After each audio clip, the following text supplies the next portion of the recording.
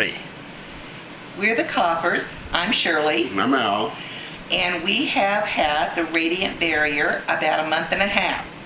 We had it installed, and just about a week later the temperatures dropped and it got very cold, and all our neighbors had their heaters on and we didn't have to put ours on. We were really excited because the house stayed within 1 degree of the temperature it had been.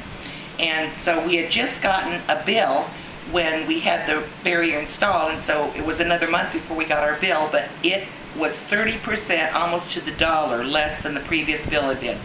So we are very excited about this product. Our home right now stays very comfortable. It hardly changes a degree, and we're recommending this product to everyone to put in their homes because we're so excited about it. And also the installers are some of the friendliest installers and more efficient and effective installers that I've encountered in quite a while. So best of kudos to Ed for hiring some of the best personnel also. And Ed also, he's become a trusted friend. We think he's a man that's honest and a man of integrity, and we're just really behind you all the way for this product and this company.